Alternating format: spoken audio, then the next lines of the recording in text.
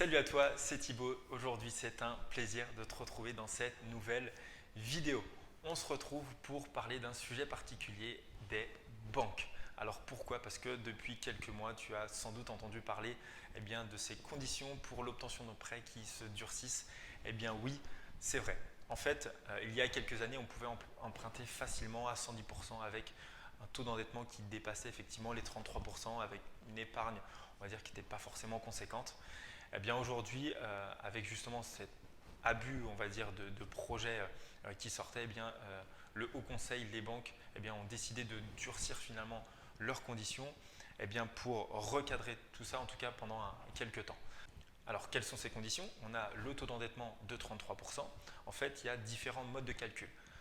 Auparavant, il y avait deux modes de calcul. Les investisseurs prenaient en compte, en tout cas, ce mode de calcul-là, c'est-à-dire les revenus professionnels, le loyer qui était encaissé par le projet, la mensualité qu'il y avait en face, alors 1 500 € de loyer, 1 000 € de crédit, ça faisait un différentiel de plus 500 €.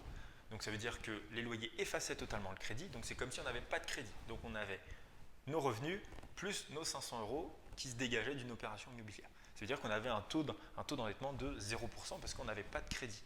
Donc ça, c'était ce mode de calcul qui était pris en compte depuis des années et depuis quelques temps, et maintenant qui n'est plus pris en compte. C'était très avantageux pour les investisseurs parce qu'on pouvait enchaîner très facilement les investissements immobiliers.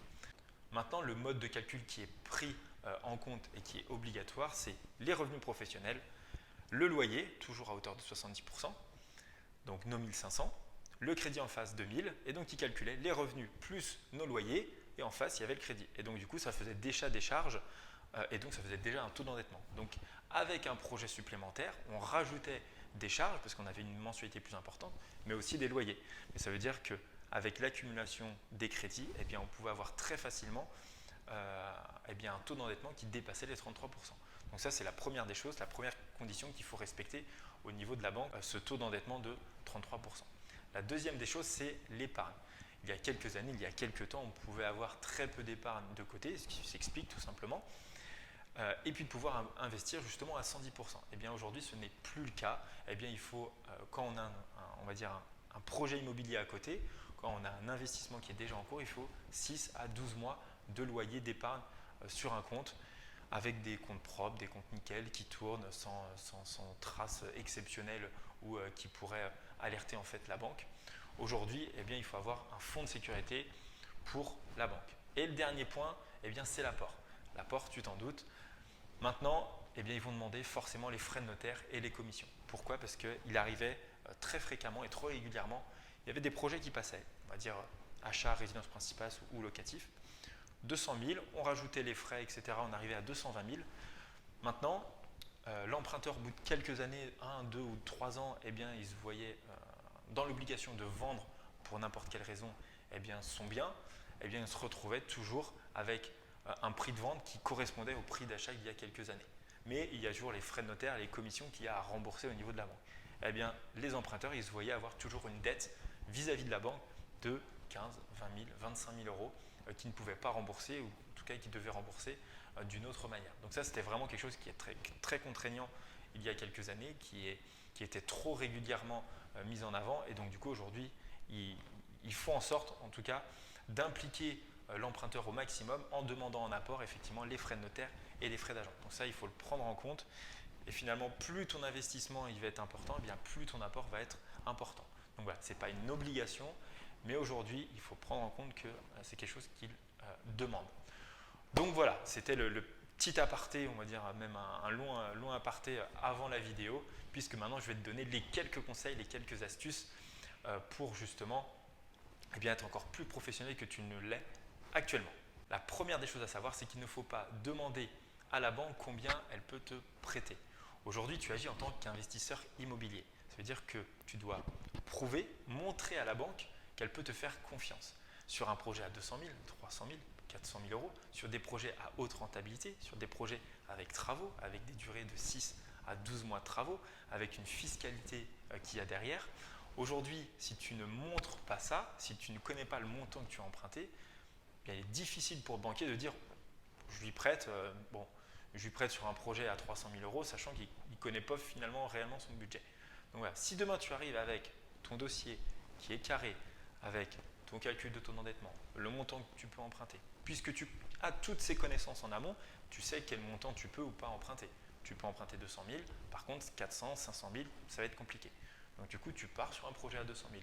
Avec tous les justificatifs que tu as sur les chiffres, sur le montant des travaux, avec qui tu vas passer, avec la valeur estimative de ton loyer, de ton bien, etc. Puisque tu es arrivé avec tous ces éléments en main, tu vas paraître clairement comme un professionnel et comme 5% des investisseurs qui gagnent l'argent grâce à l'immobilier. Donc ça veut dire que quand tu calcules ton taux d'endettement, tu sais que tu as tes charges, tu sais que sur ton projet, tu as le descriptif, donc comme j'ai dit, des travaux, des charges, des taxes foncières, de la gestion locative, des charges de copropriété, l'assurance du bien, la fiscalité, tu as déjà un comptable avec qui tu échanges, etc. Tu donnes confiance et tu donnes plein de billes aux banquiers pour finalement ils disent ok, tu es un professionnel, tu connais ton dossier, donc on va au bout avec toi. Donc ça, c'était vraiment le premier conseil que je pouvais te donner. Le deuxième conseil, la deuxième, on va dire, erreur à éviter, c'est de demander l'avis à son banquier avant que eh bien, tu signes ton compromis sur le projet en cours. Pourquoi? Parce que tu vas arriver, le projet n'est pas signé, tu vas voir la banque, alors il y a deux possibilités. Soit elle te dit ok, très bien, eh bien on va regarder ce qu'on peut faire. Oui, oui, c'est bon, ton dossier y passe avec tant d'apport, telle condition ou pas d'apport, tel taux, etc. Très bien, donc toi tu reviens content, tu signes le compromis. Derrière, quand ton dossier passe réellement en étude auprès de la banque, eh bien, il te voit refuser le projet. Ça te met en porte-à-faux par rapport au vendeur, par rapport à l'agence, au notaire, etc. Ce n'est pas forcément très bon signe. Deuxième des choses, il peut te dire dans un premier temps, ah non, non, ton dossier ne passe pas, c'est un projet trop ambitieux pour toi, c'est trop important, il y a trop de travaux. Et finalement, tu te rends compte que tu vas au bout du projet, tu montes ton dossier auprès de la banque, tu fais une demande et tu vois que là, ça passe. Tant que ton dossier, finalement, il n'a pas été signé, tant qu'il n'y a pas eu de compromis de signé, eh bien, ton banquier, eh bien, il peut donner son avis et te dire oui, et t'inciter justement à aller plus loin dans le projet ou non. Moi, il m'est arrivé justement dans un de mes investissements immobiliers, j'ai été voir ma banque, je leur ai montré justement mon projet, eh bien, ils m'ont dit non, non, ça ne passera pas parce que crédit trop important, avec l'investissement que tu as à côté, ça ne va pas passer, il te faut tant de loyer à côté, etc. Finalement, j'ai été au bout du projet parce que je savais que ça allait passer et qu'au pire des cas, peut-être qu'eux ne voulaient pas, mais d'autres banques allaient pouvoir. Eh bien, justement, eh bien, j'ai été passé, j'ai donné mon dossier finalement à la banque et finalement, ça a été accepté. Donc voilà, donc tant que finalement il n'y a pas de compromis signé, eh bien le banquier, eh bien, il a le droit malheureusement de dire bah non, non, ça passe pas. Et toi, si tu ne connais pas forcément bien ton marché ou comment fonctionne l'investissement immobilier, eh bien, tu peux rapidement abandonner et te dire bon bah non, l'immobilier c'est pas pour moi, le projet il va pas fonctionner, alors que c'est un projet hyper rentable, hyper ambitieux et qui va fonctionner. Donc, comme tu sais, une fois que ton compromis il est signé, eh bien la banque elle est obligée finalement d'étudier ton dossier et de faire une demande. Et à partir de ce moment-là, soit ton dossier passe, soit il ne passe pas. Mais puisque tu as toutes les connaissances et toutes les compétences, eh bien, tu sais en avance si ton projet il est viable ou non. Le dernier conseil, la dernière astuce, la dernière erreur à éviter, on va dire, c'est ne demande pas à ton banquier quel document il faut apporter pour construire ton dossier bancaire. Aujourd'hui, comme je t'explique, quelqu'un qui demande pour sa résidence principale, qui n'a pas l'habitude de travailler dans l'immobilier, qui débute, on va dire, ça peut se comprendre de ne pas savoir quel document il faut apporter. Demain, encore une fois, tu agis comme un professionnel, tu agis sur des investissements à haute rentabilité avec énormément d'éléments à prendre en compte, comme je disais, la fiscalité, les travaux, par qui passer, comment négocier, comment comprendre le marché, être sûr d'acheter à ce prix-là, qui est au bon prix et à une potentielle revente derrière. Demain, lorsque tu arrives et que tu dis à ton banquier quel document il faut que tu apportes, si tu as fait si tu as présenté ton dossier comme on le présente depuis tout à l'heure et puis tu arrives, tu ne sais pas quel document, bon, ça va lui mettre un petit coup de froid et lui dire oula, finalement, je ne vais peut-être pas lui prêter parce que finalement, il avait l'air de s'y connaître, mais il ne connaît pas les dossiers, les éléments qu'il faut prendre en compte. Ça paraît bête comme ça, mais pourtant il y a beaucoup d'investisseurs, il y a beaucoup de personnes qui oublient des éléments et donc du coup le banquier il est obligé de relancer et ça lui prend énormément de temps et il n'est pas rémunéré là-dessus.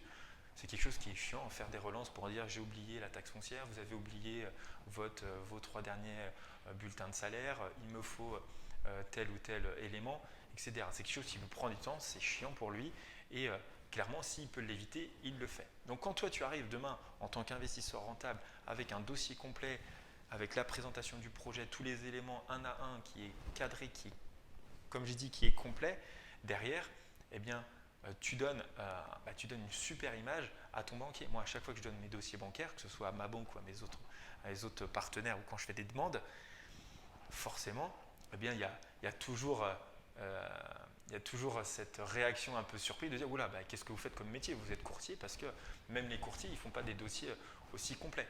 Donc, c'est-à-dire que eh bien, tout de suite, c'est un gain de temps. Quand tu arrives auprès d'une autre banque, eh bien, tu présentes ton projet au bout d'une heure. Quand il va te demander voilà quel document il me faut, tenez, tout est dedans, il va regarder et là il dit ok, bon, on a échangé pendant une heure, ça s'est super bien passé, il connaît son projet, il a tout justifié, il m'apporte tous les documents. Derrière, voilà, à part un énorme problème que tu n'as peut-être pas anticipé, où le marché il tombe, etc. Et derrière, il n'y a aucun problème pour que le banquier te prête le montant que tu souhaites acquérir.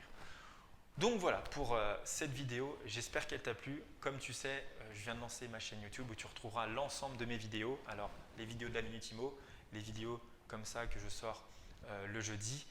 Tu retrouveras justement tout ça sur YouTube. N'hésite pas à t'abonner, n'hésite pas à activer la petite cloche des notifications justement pour recevoir toutes les dernières vidéos. Et en tout cas, je te dis à la prochaine pour une nouvelle vidéo.